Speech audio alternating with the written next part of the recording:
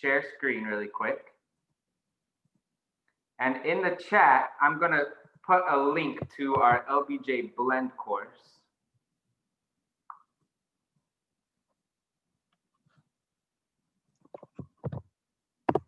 All right, and if you guys could click on that link, it will take you to this Blend page right here.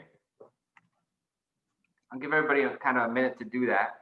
And the setup is that I'm an English language arts teacher.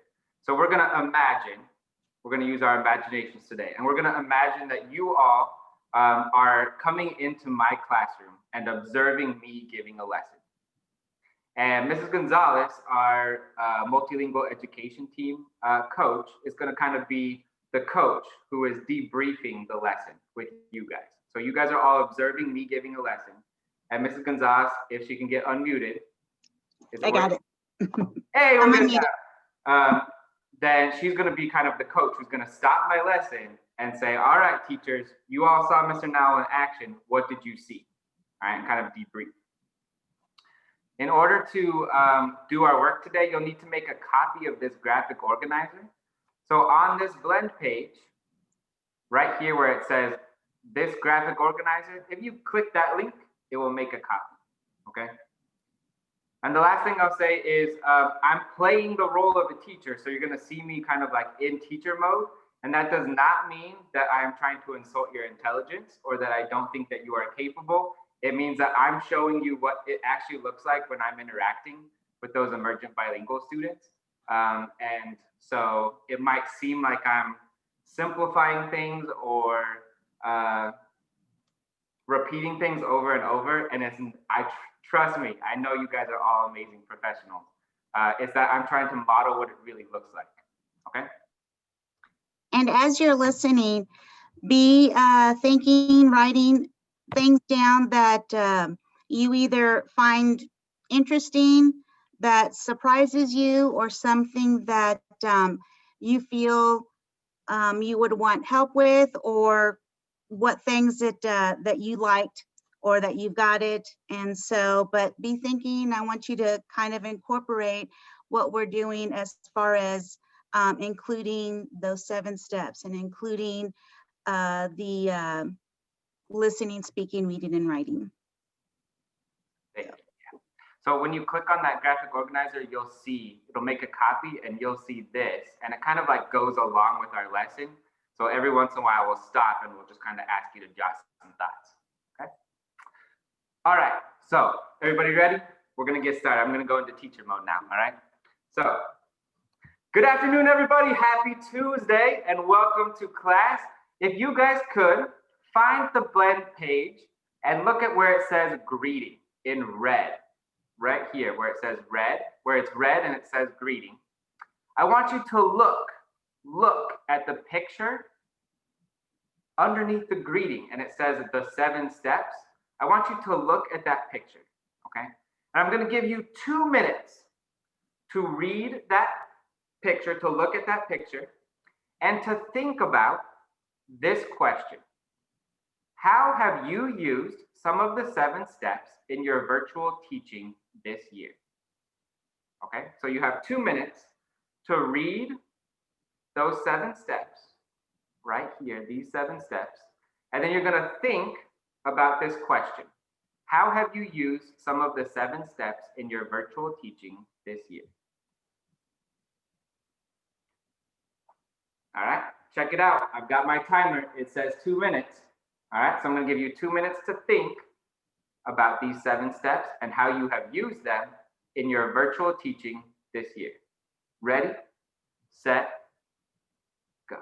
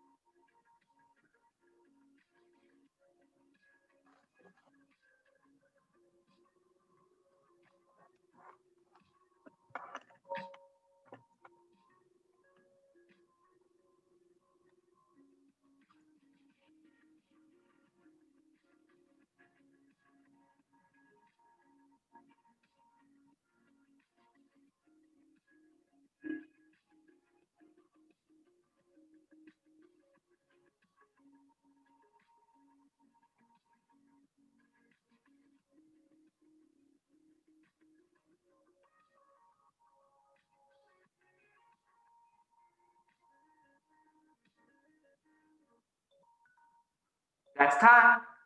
All right, I could tell, I could see y'all, I could see everybody thinking. That was really good. So now that you have thought about your answer, right? You've looked at the 7 steps and you've thought, how have I used these in my teaching?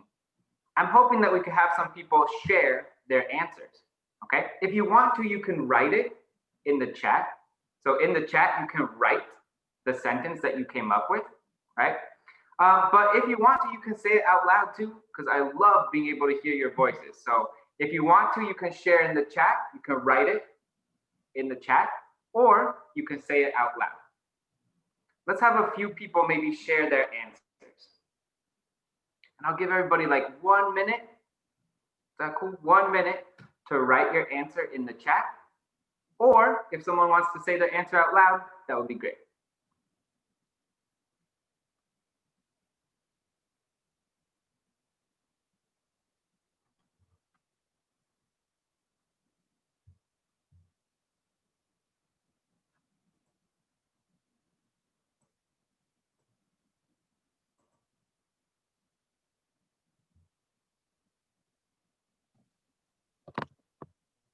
I can go.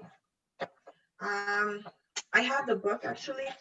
I did the training as a LOTE teacher. And then now as I'm an avid teacher, I feel like I forget, like now that I'm looking, I'm like, oh man. But we have done a lot of structured conversation, a lot of structured writing. And then pushing the students to use complete sentences all the time, even in their writings in the chat.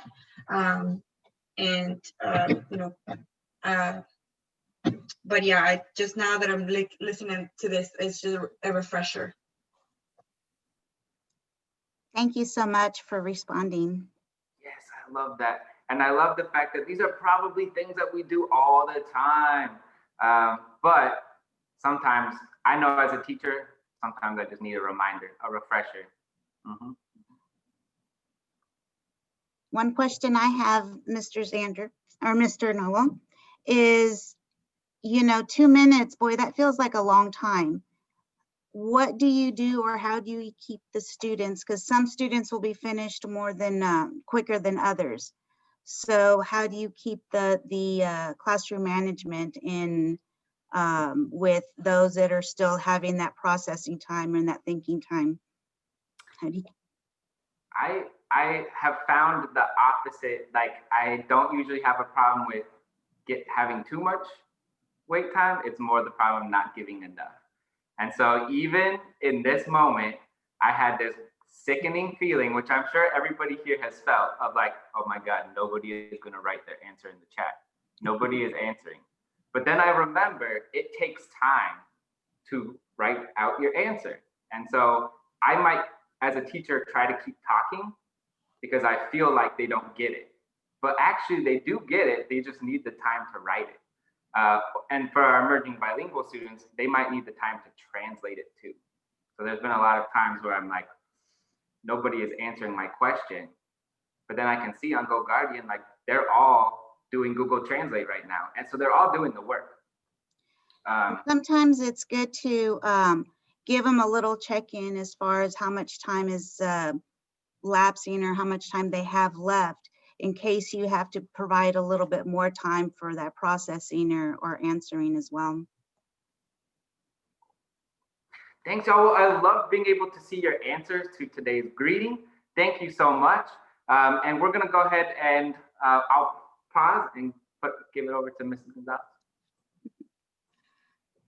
So one of the things that we decided to look at, and one that you probably do, a strategy that you probably do in your classroom, but this time it's just a little structured and a little reminder of how you can go through, especially in a virtual situation. So I'm going to go ahead and share my screen.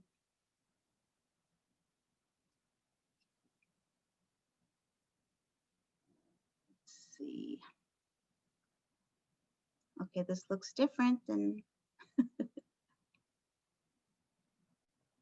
Okay.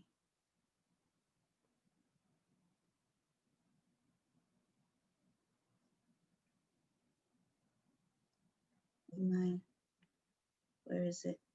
Okay, let me share. There it is. No. Okay. Share. Okay. Sorry about that. It looked way different. Okay. So where's my PowerPoint? You guys are much better at this than I am. I don't have to do this. This is one thing that I find amazing about what y'all do in the classroom. So there's a strategy that Xander and I are modeling, and that's a think, write, pair, share. With this, let's see, where's present? Oh, there it is. Okay, it's hiding.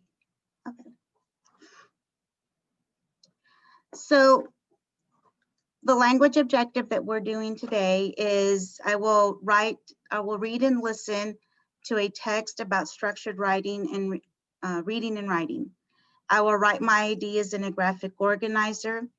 I will discuss how to use these strategies in my classroom.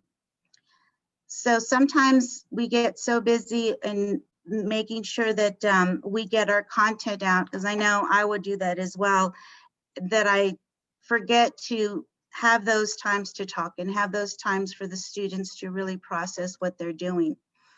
So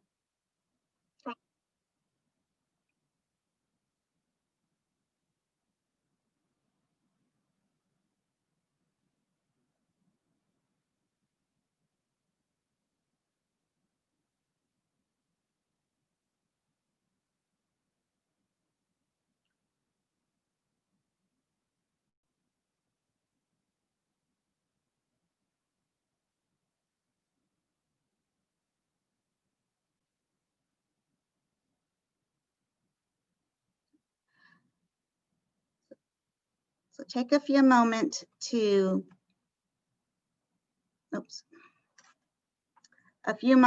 think about when you've used a think, write, pair, share. And if you can write in the chat, just when you used it, in what type of lesson, and maybe your outcomes on the think, write, pair, share.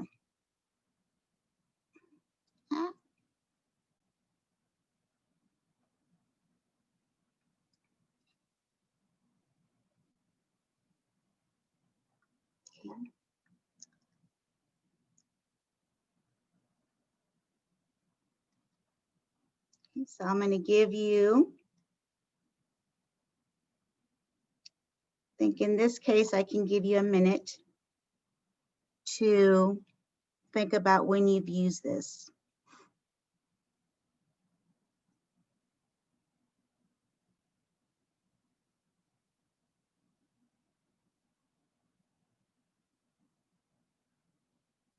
And as you come up with something, go ahead and put it in the chat.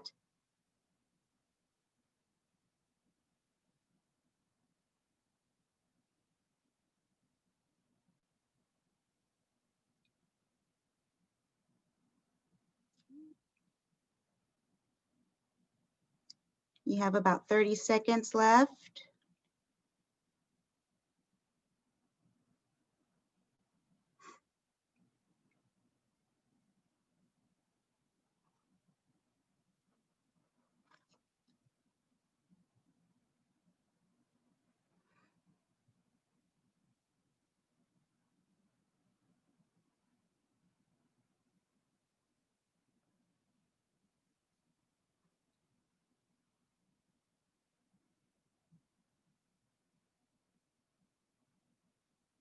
Five more seconds.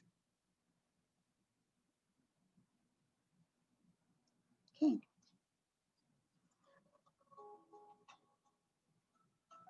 All right. So this, just as a caveat, this PowerPoint will be, or Google slide will be available to you for reference, for future reference.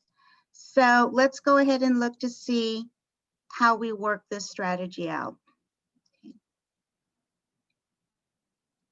Can you stop sharing, Ms. Gonzalez, so I can share again? Yes. Awesome, thank you. Ah. Okay. Alrighty, so back to class. So we're gonna do a quick mini lesson, y'all. And our essential question today is, what is the think, pair, share strategy? And how can I use it to support my emergent bilingual students? All right.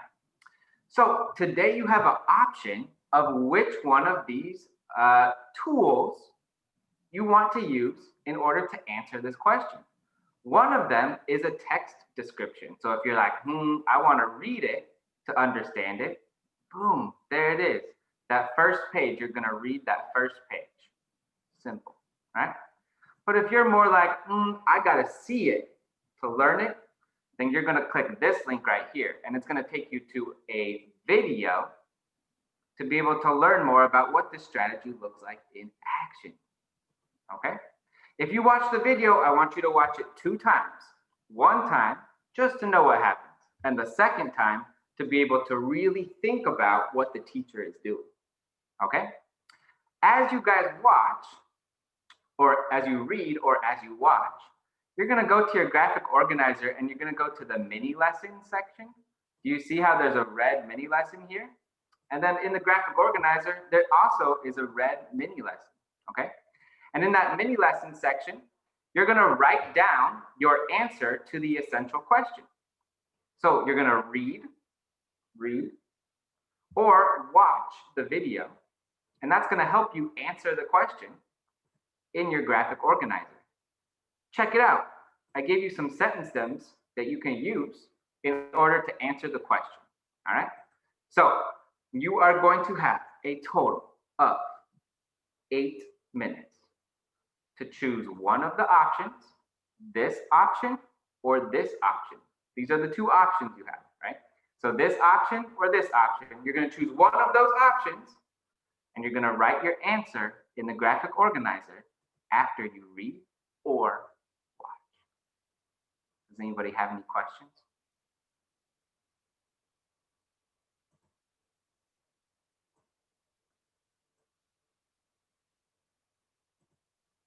Okay, great.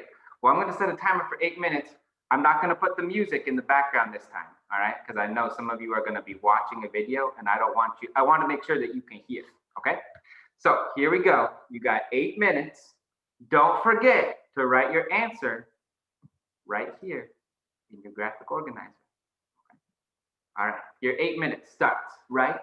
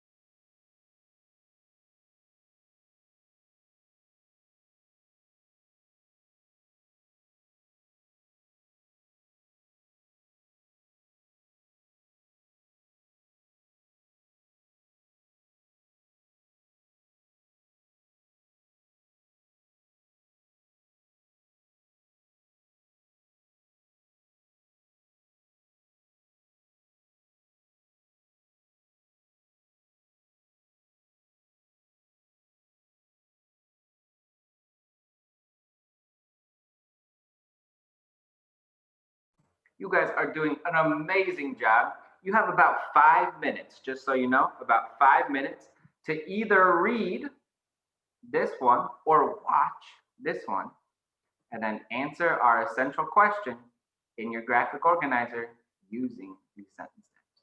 Keep it up, y'all. 5 minutes.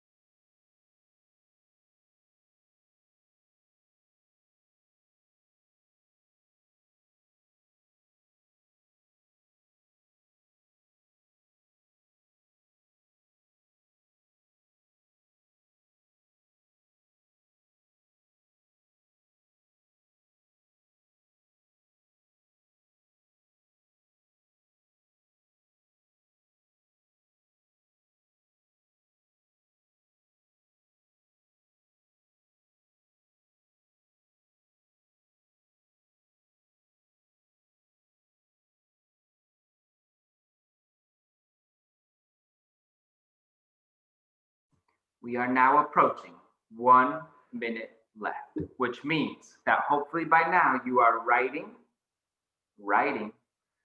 your sentence, answering the essential question in your graphic organizer. So if you have not already, make sure you are doing that now. We don't want you to fall behind. All right, so we are writing one of these sentences. So I could say the thing. All right, so I'm using my sentence stem to start my sentence, and then I'm going to finish. Okay.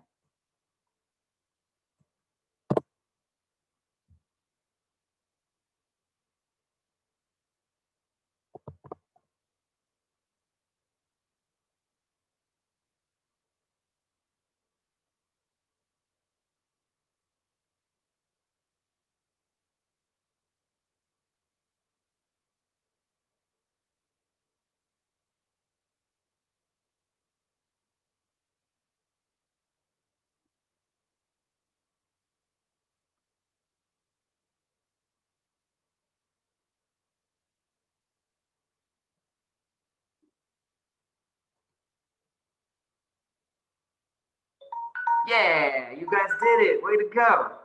All right, I'm sure everybody has a sentence here now. That's awesome. All right. Okay, so taking off teacher mode and going into staff mode. I'm wondering if you guys could just try to think about for a little bit, what are some things that you've noticed me do as a teacher so far that might be supportive of emergent bilinguals? All right. So just think as a staff member, as an observer, observing me, what have I done so far as a teacher? Whether like use your hands a lot. Okay, yeah, good, awesome. Let me give everybody some time to think back on what I've done so far. All right, from the beginning to now, I'll give everybody some time to think. All right, so let me give you 1 minute to think because I'm still modeling strategy. So 1 minute to think. And then if you can write your answer here. And the only reason I say that is because you might want to keep it in mind for later, right? Like Ms. Arate said, sometimes it's just a reminder is all we need. So you might want to write it here in your graphic organizer under debrief number 2. What did you see me doing that might be helpful that you could incorporate? Right? Again, these are not big changes, like changing your whole blend course or creating whole things. What are like small things that you could do? And if you could write those in your graphic organizer, that would be great. And if you want to copy and paste them into the chat, that would be even greater. So let me give everybody 1 minute to think and 1 minute to write. So that's 2 minutes total.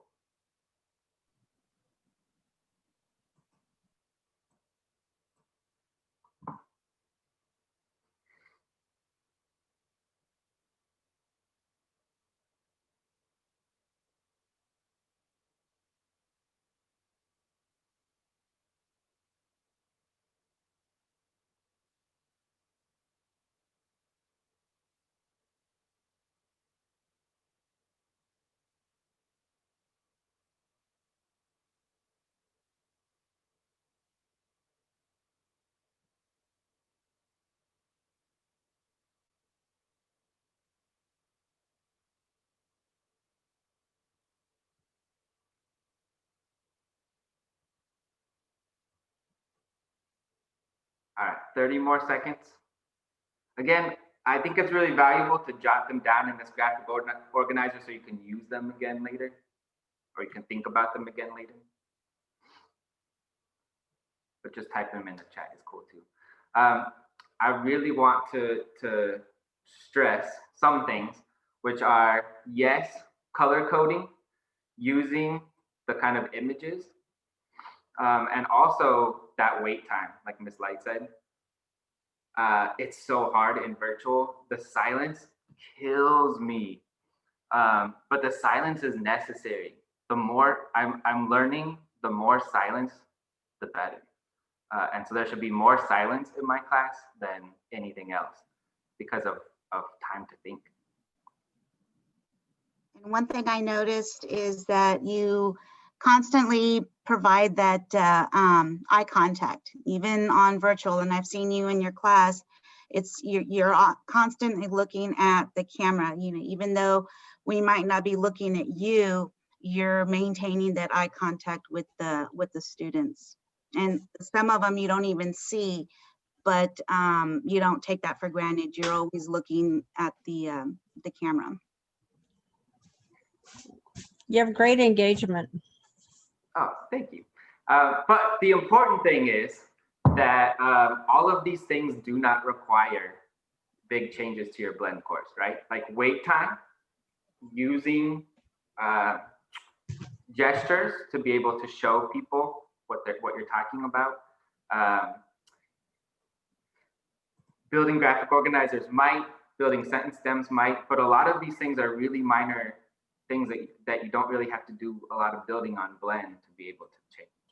Okay, that was a lot of that. Let's go ahead and model this strategy now, right? So students, thank you so much for being able to learn about this strategy. Let's see how it works in action, all right? So Mrs. Shorter has created some breakout rooms for you all based on departments, all right? In your graphic organizer, boom, we've done all the first page. You guys are amazing. And we've moved on to the second page, which is the think, write, pair, share. And check it out, it matches the red think, write, pair, share. This is where we're at right here, if you can find it. In your breakout rooms, you are going to think about, so you're going to stop and think about how you can use the 7 steps or those strategies that we just covered. You're going to think about how you can use those in your own lessons, right? So in this week, in next week, how could you build some wait time or any of the other things that we've talked about into your own lessons? Then you're going to write your answers in the My Thinking box. And then you're going to share your answers with your partner and write their thoughts, right? So in this case, it's going to be your department. You're going to write their thoughts. And then we'll come back together and share one of the big takeaways that you had, okay? All right, so in the chat, I just put the link to the graphic organizer if you didn't get it the first time, so you can make a copy. And then Mr. Now, we're ready. You just give me the cue. hey, let's go. Let's do it. If there are any questions, hold on. Are there any questions? Of course not. These guys are amazing. All right, yeah, let's go ahead and do it. So you're gonna have 10 minutes, 10 minutes, all right?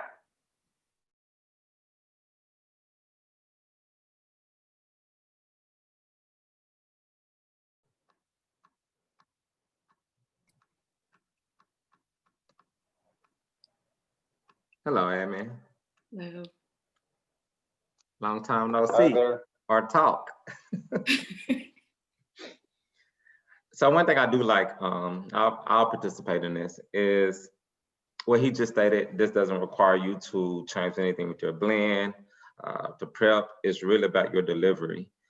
That's something that stood out. The other thing that stood out is when he talked about how quiet his class probably should be if they're utilizing these strategies. And that's a mind shift, paradigm shift for me, because I'm used to classes not being quiet. When I'm thinking about engagement, I expect them I can tell class and hear something if I'm looking for a high level of authentic engagement, not silence. And so that's just a mind shift thing personally for me, professionally, that I just have to process some more. But those are my two takeaways. Yeah, I was like you, Mr. Bailey, when he said that. I was like, oh, I'm the teacher that used to stand up there and say, if y'all quiet, in the words of my mama, that means y'all are doing something you're not supposed to be doing. So let's talk. I always wanted noise. So now I have to rethink when I go into those Zooms to like actually look in the chat to look for student engagement and not be expecting them to verbally be giving it all the time. Mm-hmm. Yeah, that was me too. Except I kind of flipped my mind a little bit after a couple of years. And I said, okay, noise is activity to me.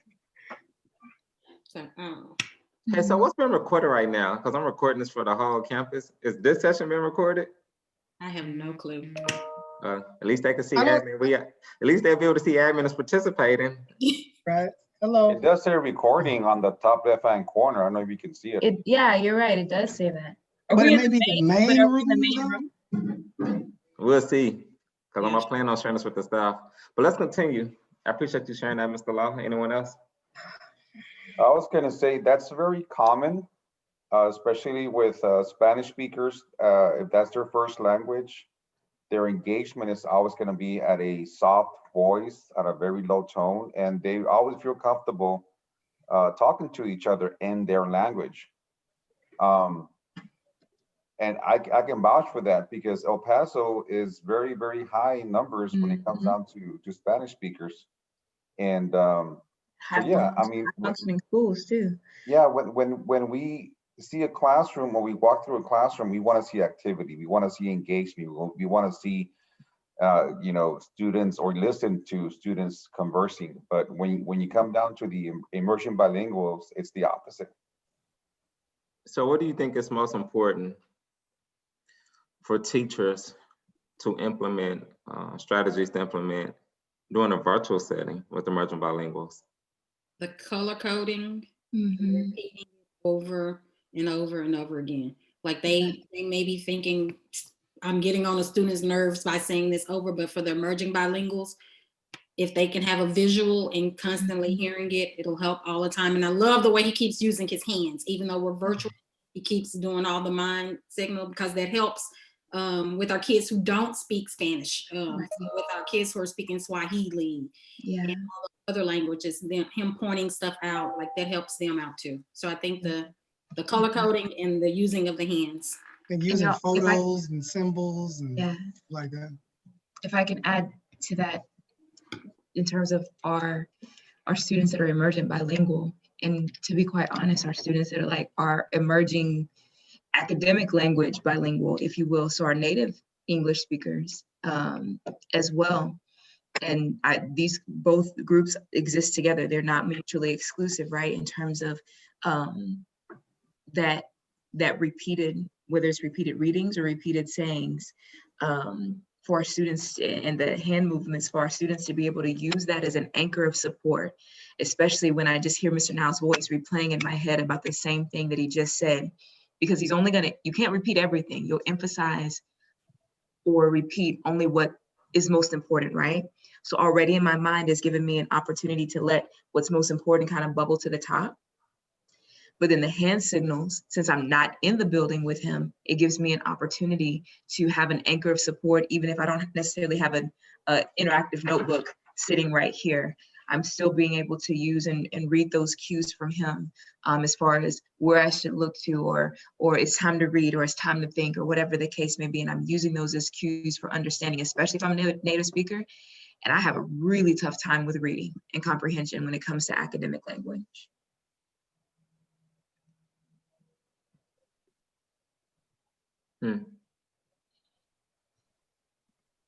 Man, I'm processing everything that you all are saying. And two things that stood out to me is it almost seemed as if Mr. Now was getting into character when he's presenting and kind of doing some role playing as well. And I thought that was pretty interesting to see, because when you are in the role of a teacher, technically you are performing. You know, you're on center stage. These students have showed up and they're expecting to get a performance, you know, and the delivery of that instruction and how you present it and the way you approach and how intentional, how deliberate you are about that instruction can definitely be a game changer. So it's kind of cool to see how you could tell he was really authentically engaged in his instruction. I was just still thinking about, man, I think about Ms. Grattan was talking about like the students who just struggle academically with the academic vocabulary, not even regardless of their ethnicity, how challenging this must be for our teachers to even use a simple strategy such as a think, pair, share, right? Because I think you can easily implement the first part, get the students thinking. But what about the pair, you know, in a remote setting? What does that look like? Breaking up all your students into breakout rooms? And then I guess the sharing out piece will take place, either they unmute themselves or use the chat, but that second strategy, you know, the pairing piece, flexible grouping, you know, partners and those type of strategies to get them to collaborate. I guess I'm just thinking about how challenging it must be for teachers to implement that strategy with the breakout rooms and be able to continue the pacing and how much time do you spend in the breakout rooms, how you monitoring the breakout rooms, and when you bring them all back together. So my mind just started thinking about the delivery and implementation of instruction on a virtual setting. Good food for thought, though. Yeah. I think if they can figure that. Go ahead. I was gonna say, I think if they can figure that out, how to master this virtually, in-person learning, once we get back to it, should be a breeze for teachers.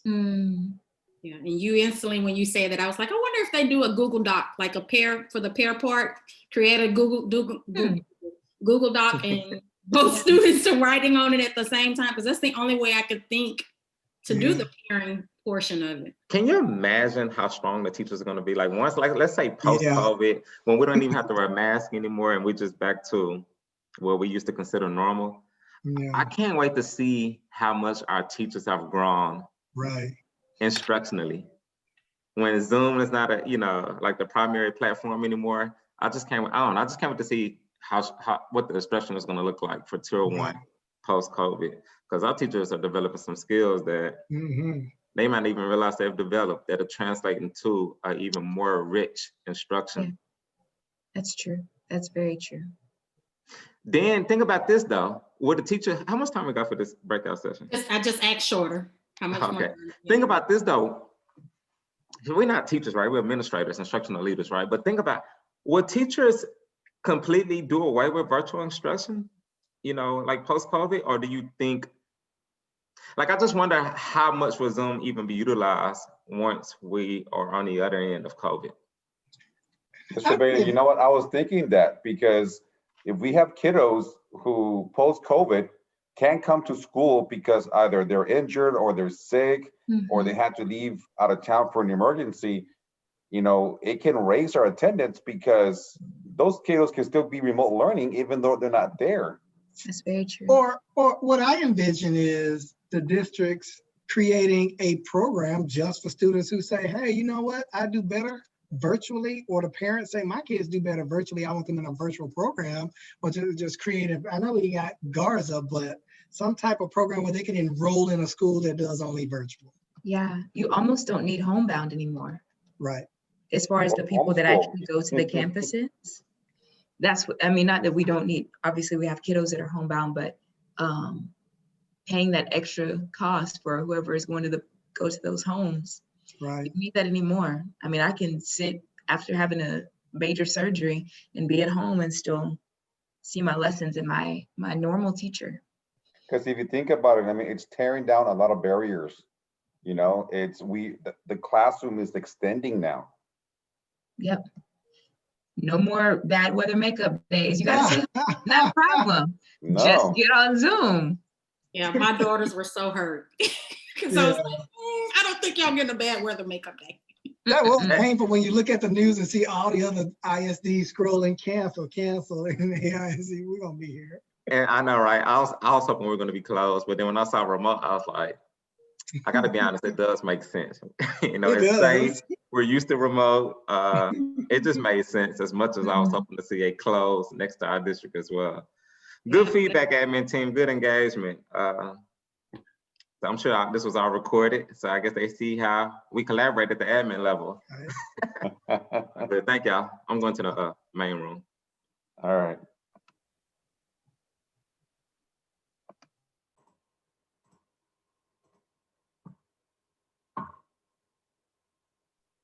All right, they're officially closed, sir. Hey, love it. Lost some people. Okay. Cool. All right, y'all. So let's go ahead and wrap up. So that was just an example of what that strategy could look like, right? So you give the students time to think about their answer. You'd have them write their answer in their graphic organizer. Then you put them in pairs or small groups and have them share their answer and write their other classmates' answers. And then to have some accountability, you might do the wheel of names or rotate and have people share what their partner said, all right? In this case, my accountability for you guys is gonna be a flip grid, all right? So you're gonna use, this is our closing, this is it. We're gonna use this flip grid to record a response answering this question. What is one strategy you can incorporate into your future lessons? That's so easy, y'all, because you know what? You already wrote it down, right? You already talked about it, you already wrote it down, you have it ready to go. If you want to, you can use this sentence stem. One strategy I can incorporate is blank, all right? Well, here's the thing. If you want to speak your answer out loud, that is awesome. If you'd rather draw your answer, that's cool too. If you'd rather take a picture of your answer, that works too. However you want to turn in your understanding, all I need to see is that you have one strategy that you are going to start incorporating into your lesson. However you want to show me that is fine with me, all right? So to do that, you're going to go to this flip grid, okay? This is the flip grid right here underneath the closing, right? We're going to go to the flip grid. And we're going to come down here on the flip grid to where it says record a response. It's this red button right here, okay, that says record a response. You're going to have to turn your video off on Zoom to do it. So I'm going to record a response. I'm going to click join with Google and sign in with my Google account. And then I'm going to record a video of myself talking. Or of course, I could take a picture. I could do other options, right? Like I could do audio only, or record my screen or take a picture, that works too. I can do some effects if I want to. So if I want to, I can like pixelate myself. If I don't want you to see me, then that's cool, right? All I need to do is be able to hear your answer, that works. I can Legoify myself. You can do some different effects. Feel free to play around. You can do some frames. Ooh, nice. All right, you can do some emojis like maybe I don't want you to see my face. So I'm gonna add an emoji. Boom. Now you can't see me, but you can still hear me, right? Or maybe I'm gonna draw something. I don't know what that is. Okay, so whatever you want, you feel free to play with the effects. Once you're ready, you're gonna press this red record button. One strategy I can incorporate is using more wait time after I ask a question. And I can press pause, click next. One strategy I can incorporate, I can edit it if I want to. If I don't like it, I can close it out. Then I press next and I click submit. And then my video has been submitted. All right. So can we all take 1 minute? Nah, 1 minute is hard. Sorry, y'all. But can we try to take 1 minute to record a video response that answers this question? What is one strategy you can incorporate into your future lessons? Okay. So again, those steps are go down to the bottom of the Flipgrid, click the record a response button. You're going to have to turn your video off on Zoom. It's not going to work if you have your Zoom video on. So you have to turn your video off on Zoom. Click record a response. Click the red record button. Record a response. Click the red record button. Record yourself talking. Then click next, next, and submit. Okay. All right, you guys got 1 minute to do that, and then we're going to finish up.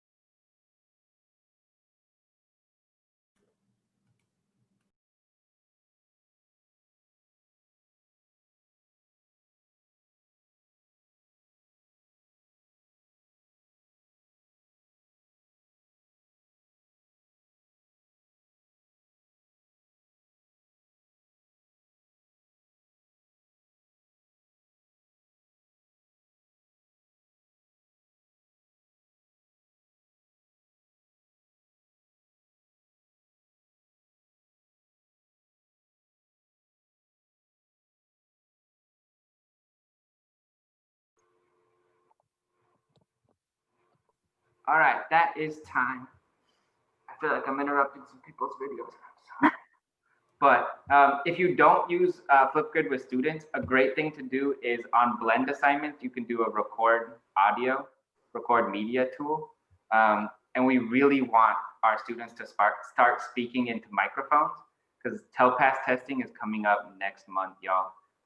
And so students will have to start recording themselves talking into microphones. And so the more we can practice that, the better. Okay. So, Mr. Nell, I'm going to interrupt real quick because we've got some stuff going on in the chat. Please note that Flipgrid is not approved by Austin ISD for student use, and I put the link to all those unapproved sites, but what you can do is have them record themselves using the blend feature. Yeah, that's what I just said. Yeah, exactly. Oh, sorry. No worries. What's going on? Yeah, all good. But thank you all so much for dealing with it's hard for me to be that vulnerable to be like a teacher in front of teachers. But there are some other resources down here if you need some, including the ELPS proficiency levels, which I think is really useful for planning, and some of the MET team's sheltered instruction tools, which can be useful. We just wanted today to really focus on things that you can incorporate into a lesson right away. Okay.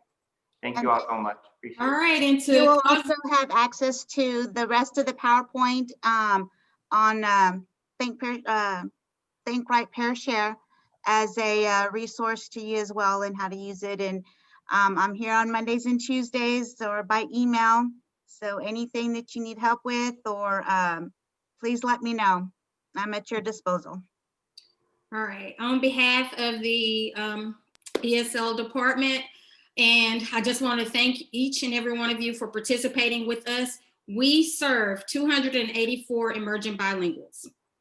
And so that's our why. Out of that 284, I just want to share some data with you guys. 172 of them fell for the first 6 weeks.